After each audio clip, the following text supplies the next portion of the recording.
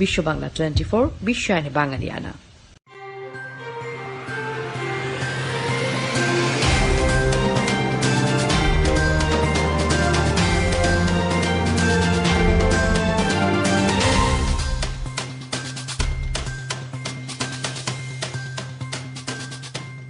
আসসালামু আলাইকুম। বিশ্ব বাংলা 24 সংবাদে আপনাদের সবাইকে স্বাগত জানাচ্ছি। আমি মোহাম্মদ সাদিক হোসেন। বিশ্ব বাংলা 24 এর সর্বশেষ সংবাদ দেখতে পাবেন বিশ্ব বাংলা 24 ইউটিউব এবং ফেসবুক পেজে। প্রথমে জানিয়ে দিচ্ছি সংবাদ শিরোনামগুলো। ডেমোক্র্যাট বাইডেনের পক্ষে 3/4 ভারতীয় আমেরিকান, প্রেসিডেন্ট ডোনাল্ড ট্রাম্পের অধীনে ভুল পথে হাঁটছে যুক্তরাষ্ট্র মন্তব্য। যুক্তরাষ্ট্রে ডিভি ভিসা আবেদন শুরু, এবারও সুযোগ নেই বাংলাদেশিদের। যুদ্ধ প্রস্তুতিতে মনোযোগ দিতে চীনা প্রেসিডেন্টের নির্দেশ, সেনাবাহিনীকে সর্বোচ্চ সতর্ক অবস্থায় থাকার নির্দেশনা।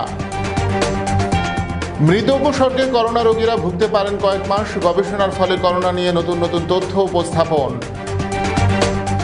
থাইল্যান্ডে জরুরি অবস্থা ঘোষণা, ব্যাংককে বিক্ষোভ সমাবেশ প্রতিহত করতেই এমন পদক্ষেপ। 5 বছরের মধ্যে 25,000 বাড়ি নির্মাণের ঘোষণা কিম জং উনের, টাইফুন বিধ্বস্ত এলাকা পরিদর্শনে গিয়ে এই প্রতিশ্রুতি দেন তিনি। দেশে আবারও বাড়ল স্বর্ণের দাম, প্রতি ভরি বেড়ে 76,341 টাকা। এবং ফেব্রুয়ারিতে যুব দলের ওয়ানডে সিরিজ, আগামী বছর সুবিধাজনক সময়ে প্রতিযোগিতাটি আয়োজন করা হবে।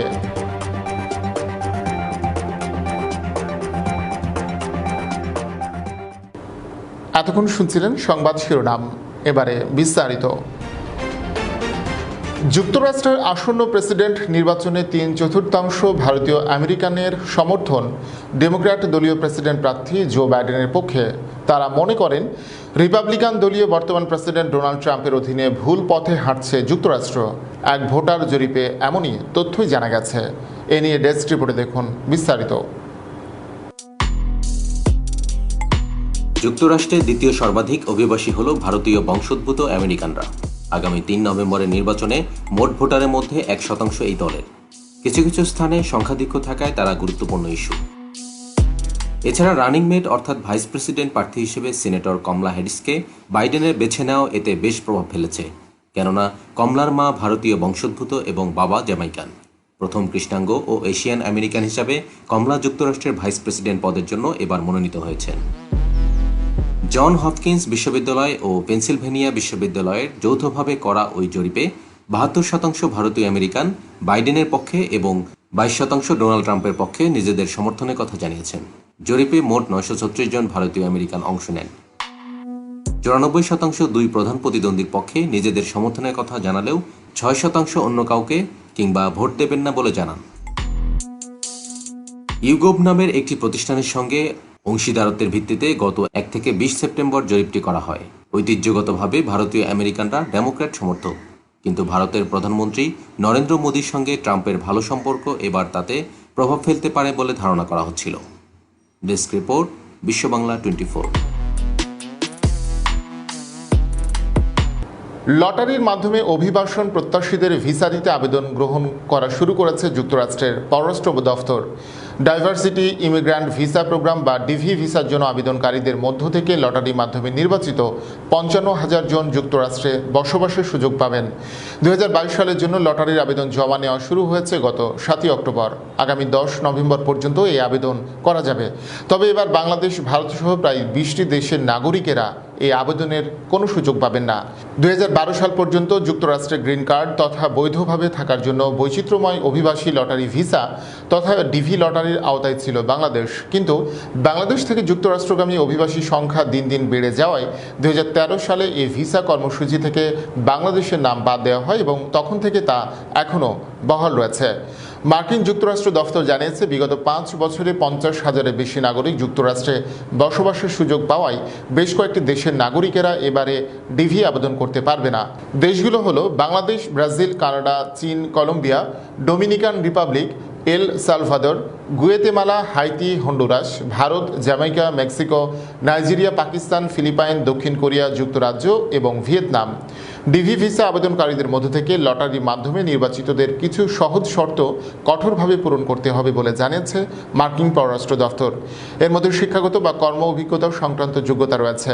বলা হয়েছে, আবেদনকারীদের অন্তত 12 বছরের প্রাতিষ্ঠানিক শিক্ষা সফলভাবে সম্পন্ন করা থাকতে হবে কিংবা গত 5 বছরের মধ্যে অন্তত 2 বছরের প্রশিক্ষণ বা কাজে নিয়োজিত থাকার অভিজ্ঞতা থাকতে হবে।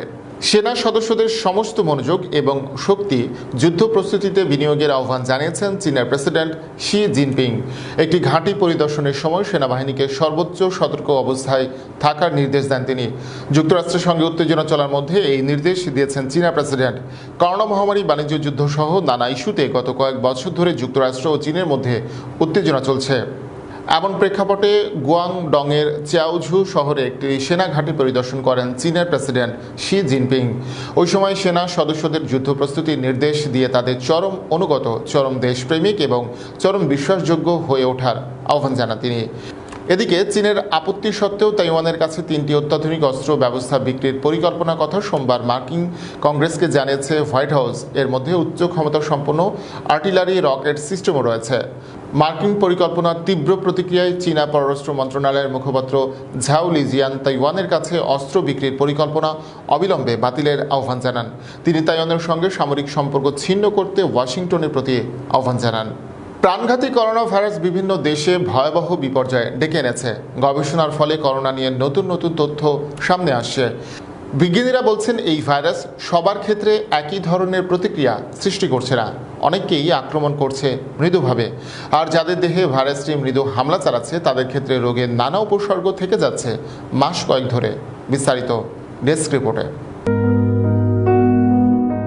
করোনা সংক্রান্ত সাম্প্রতিক এক সমীক্ষায় দেখা গেছে যে মৃদু সংক্রমিত হওয়া করোনা রোগীদের 2/3 মধ্যে 60 দিন পর্যন্ত রোগের উপসর্গ থেকে যাচ্ছে। এমন মৃদু সংক্রমণ বেশি ঘটছে 40 থেকে 60 বছর বয়সীদের ক্ষেত্রে। গবেষণায় দেখা গেছে প্রাপ্তবয়স্ক করোনা রোগীদের 66% দেহে রোগের 62 ধরনের উপসর্গ ধরা পড়েছে।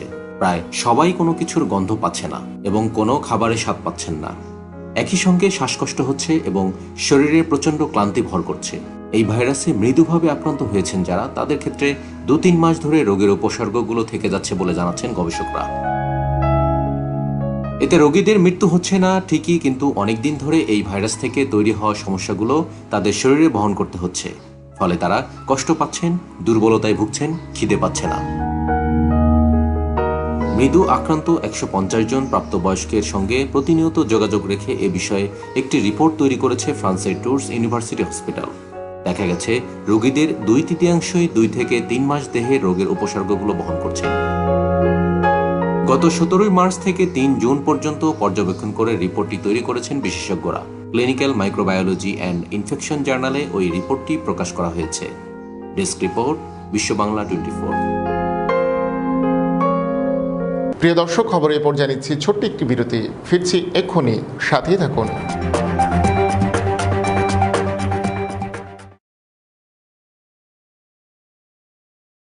বাংলা 24 আমাদের নিউ ইয়র্কে, এবং আমি আশা করব ওনারা আমাদের গঠনমূলক চিন্তা ভাবনা, আমাদের বর্তমান পরিস্থিতি সবকিছু অত্যন্ত সুন্দরভাবে তুলে ধরবেন। আমরা ওদের শুভকামনা করছি। আমরা সবাই মিলে চাচ্ছি যে এই টিভিটা আরো এগিয়ে যাক। ওরা নতুন শুরু করেছে, আসেন ওদের সবাইকে আমরা একটা উৎসাহ দিই। ইনশাআল্লাহ আমাদের প্রোগ্রামে দেখা হচ্ছে বিশ্ব বাংলা 24। এরপর সবাইকে আরো একবার স্বাগত জানাচ্ছি বিশ্ব বাংলা 24 সংবাদে। জরুরি অবস্থা ঘোষণা করেছে থাই সরকার। ব্যাংককে বিক্ষোভ সমাবেশ প্রতিহত করতেই এমন পদক্ষেপ নেওয়া হয়েছে। বড় ধরনের জনসমাবেশে নিষেধাজ্ঞা জারি করা হয়েছে। এক ঘোষণায় পুলিশের পক্ষ থেকে বলা হয়েছে, ব্যাংককে বেআইনিভাবে অনেক লোকজনকে আমন্ত্রণ জানানো হয়েছে এবং বিশাল জনসমাবেশের আয়োজন করা হয়েছে। ওই ঘোষণায় বলা হয়েছে, শান্তি ও শৃঙ্খলা বজায় রাখতে জরুরি অবস্থা জারির প্রয়োজন ছিল। থাই রাজা মহা ভাজির আলং কর্ণের দেশে ফেরাকে কেন্দ্র করেই সরকার বিরোধী বিক্ষোভে উত্তাল হয়ে উঠেছে থাইল্যান্ড। বুধবার ব্যাংককে থাই রাজার গাড়িবহরকে উদ্দেশ্য করে বিক্ষোভ শুরু করে হাজার হাজার মানুষ। বিরোধীরা থাইল্যান্ডের রাজনৈতিক সংস্কারের পাশাপাশি বছরের বেশিরভাগ সময় বিদেশে থাকা রাজা ভাজির আলং কর্ণের ক্ষমতা কমানোর দাবি জানিয়েছেন। এছাড়া প্রধানমন্ত্রী প্রায়ুথ চান ওচারও পদত্যাগ চান তারা। এদিকে রাষ্ট্র টেলিভিশনে ঘোষণা বলা হয়েছে যে বিক্ষোভকারীরা বিশৃঙ্খলা তৈরি করছে এবং জনগণের শান্তি নষ্ট করছে। বিক্ষোভকারীদের বিরোধিতায় ব্যাংককের রথচাঁদ মোতায়েন অ্যাভিনিউয়ে সমবেত হয়েছিলেন রাজ পরিবারের সমর্থকরাও। তাদের অনেকেই রাজকীয় হলুদ রঙের টি শার্ট পরে এসেছিলেন। সরকার সমর্থকদের সঙ্গে বিরোধীদের সংঘর্ষ এড়াতে দুই পক্ষের মাঝে অবস্থান নেন বিপুল সংখ্যক নিরাপত্তা কর্মী। এ সময় বিরোধী পক্ষকে প্রধানমন্ত্রীর কার্যালয়ের কাছাকাছি যেতে বাধা দেন তারা। দেশ জুড়ে কড়াকড়ির কারণে 4 জন ব্যক্তি একসঙ্গে জড়ো হতে পারবেন না, এমনকি গণমাধ্যমের ওপরও কড়াকড়ি আরোপ করা হয়েছে। বিভিন্ন এলাকায় লোকজনদের প্রবেশও সীমাবদ্ধতায় আনা হয়েছে।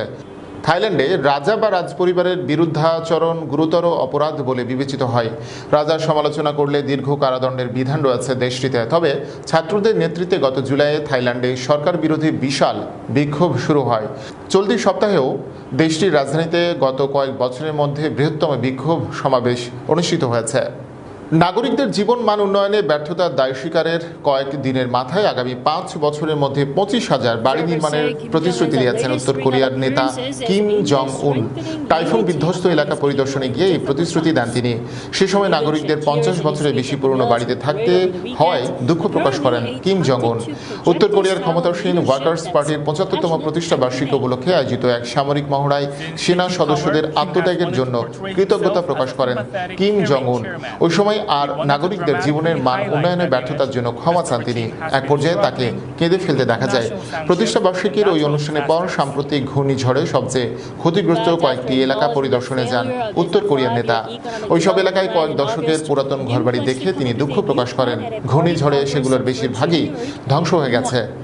উত্তর কোরিয়ার রাষ্ট্রীয় বার্তা সংস্থা KCNA জানিয়েছে, এইসব এলাকায় দ্রুত এবং উন্নত প্রযুক্তি ব্যবহার করে বাড়িঘর নির্মাণের উচ্চাভিলাষী পরিকল্পনা নেওয়ার আহ্বান জানিয়েছেন কিম জং উন। দেশের সব শ্রেণীর নাগরিককে 80 দিনের অর্থনীতি পুনরুদ্ধার কর্মসূচি শুরুর আহ্বানও জানান তিনি। জানুয়ারিতে কিমের দলের জাতীয় সম্মেলন। ওই সম্মেলনের পরবর্তী 5 বছরের কর্মপরিকল্পনা ঘোষণা করা হবে। তার আগেই প্রতিশ্রুত অর্থনৈতিক উন্নয়নে পৌঁছাতে চান কিম।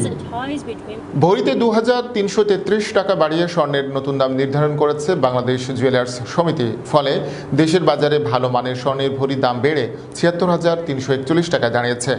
বাজুসের সভাপতি এনামুল হক খান ও সাধারণ সম্পাদক দিলীপ কুমার আগরওয়ালা স্বাক্ষরিত এক বিজ্ঞপ্তিতে এ তথ্য জানানো হয়েছে। আগামীকাল থেকে স্বর্ণের এই নতুন দর কার্যকর হবে।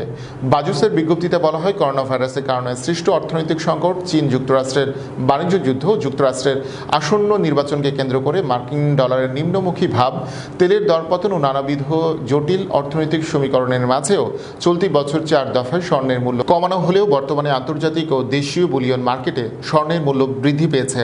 সার্বিক পরিস্থিতি বিবেচনায় এনে বাজুসের সিদ্ধান্ত মোতাবেক 15 অক্টোবর থেকে বাংলাদেশের বাজারে স্বর্ণ ও রূপার নতুন দাম নির্ধারণ করা হয়েছে। নতুন দাম অনুযায়ী ভালো মানের অর্থাৎ 22 ক্যারেটের প্রতি ভরি স্বর্ণের দাম 2,333 টাকা বাড়িয়ে নির্ধারণ করা হয়েছে 76,341 টাকা। 21 ক্যারেটের স্বর্ণ 73,192 টাকা, 18 ক্যারেটের স্বর্ণ 64,444 টাকায় ও সনাতন পদ্ধতির প্রতি ভরি স্বর্ণ 54,121 টাকা নির্ধারণ করা হয়েছে। প্রিয় দর্শক, এবারে খেলার খবর। আগামী নভেম্বরে অনূর্ধ্ব 19 এশিয়া কাপ হওয়ার কথা ছিল সংযুক্ত আরব আমিরাতে, কিন্তু করোনা ভাইরাস পরিস্থিতিতে এশিয়ান ক্রিকেট কাউন্সিল স্থগিত করেছে যুব এশিয়া কাপ। আগামী বছর সুবিধাজনক সময়ে প্রতিযোগিতাটি আয়োজন করা হবে। এশিয়ার শ্রেষ্ঠত্বের লড়াই স্থগিত হলেও আগামী বছরের শুরুতেই মাঠে নামবে যুবারা। ফেব্রুয়ারিতে আফগানিস্তানের সঙ্গে আছে ওয়ানডে সিরিজ। আফগানদের বিপক্ষে 5 ম্যাচের ওয়ানডে সিরিজটি হবে সংযুক্ত আরব আমিরাতে। বিসিবির গেম ডেভেলপমেন্ট বিভাগের ম্যানেজার মোহাম্মদ কাউসার বিষয়টি নিশ্চিত করেছেন। এশিয়া কাপ স্থগিত হলেও বাংলাদেশ অনূর্ধ্ব 19 দলের প্রস্তুতি ক্যাম্প চলবে। বিকেএসপিতে প্রধান কোচ নাভিদ নেওয়াজের অধীনে যুবারা তাদের প্রস্তুতি চালিয়ে যাচ্ছেন। চলতি মাসের শেষ সপ্তাহে গিয়ে ক্যাম্প শেষ হবে। এরপর কিছুদিন ছুটি পাবেন ক্রিকেটাররা। ফের নভেম্বরের শেষ সপ্তাহে পুনরায় ক্যাম্প শুরু করবে বাংলাদেশ। প্রিয় দর্শক, এর মধ্য দিয়ে শেষ করছি বিশ্ব বাংলা 24 সংবাদ। সাথে থাকার জন্য ধন্যবাদ সবাইকে। আরও একবার বিশ্ব বাংলা 24 সংবাদ দেখার আমন্ত্রণ জানিয়ে শেষ করছি এখনকার সংবাদ আয়োজন। প্রিয় দর্শক, করোনা ভাইরাস থেকে বাঁচতে স্বাস্থ্যবিধিগুলো মেনে চলুন, নিরাপদ ও সুস্থ থাকুন। আল্লাহ হাফেজ।